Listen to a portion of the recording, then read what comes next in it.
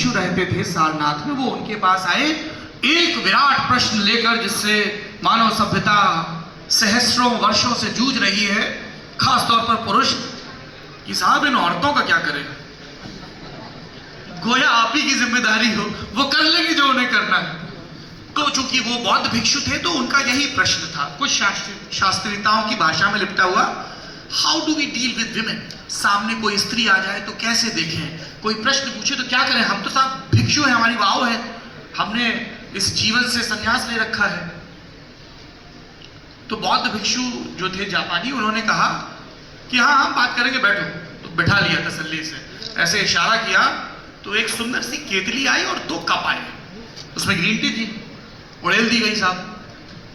फिर उन्होंने इशारा किया तो एक बढ़िया प्रीमियम सिंगल मॉल्ट स्कॉच, ये एक किस्म की देवियों और सज्जनों शराब होती है,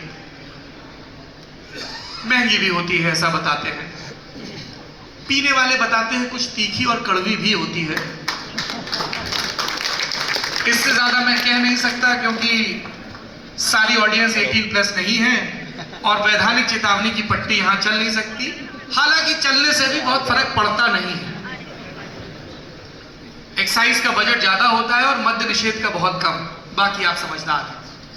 आप समय की मर्यादा है, समय खत्म हो चुका है। बस मैं हाँ, तो उन्होंने फिर शराब मंगवा ली। अब ये भिक्षु नाराज हो गए जो पूछ रहे थे सवाल उन जापानी गुरु से कि आपको पता है कि मैंने वैराग्य और आप मुझसे उम्मीद कर रहे हो कि मैं मद्यपान करूं। तो वो भी चुप बैठ गया, उन्होंने कहा भाई देख ले, तेरे को सीखना है तो करना पड़ेगा। दोनों तरफ से ये द्वंद्व चलता रहा। अंत में चूंकि इन्हें सीखना था, कौतुक था, आग्रह था, इन्होंने पी लिया। फिर जापानी भिक्षु ने जो कहा वो हमारे समय का सबसे जरूरी सत्य है। उन्होंने कहा जब आप सब कुछ त्याग देते हो, ज्ञान का संधान करते हो, तब सबसे आखिरी में जो अहंकार बचता है वो ज्ञान का अहंकार है।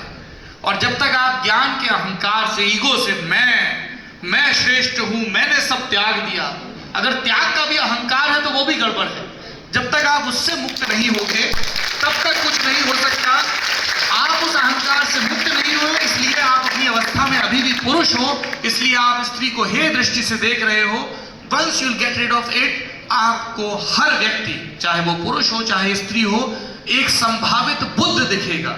और जब आपको हर व्यक्ति में एक संभावित बुद्ध दिखेगा तब आप बहुत समता के भाव से, करुणा के भाव से बात करोगे। और ये हमारे समय का एक बहुत जरूरी सत्य है।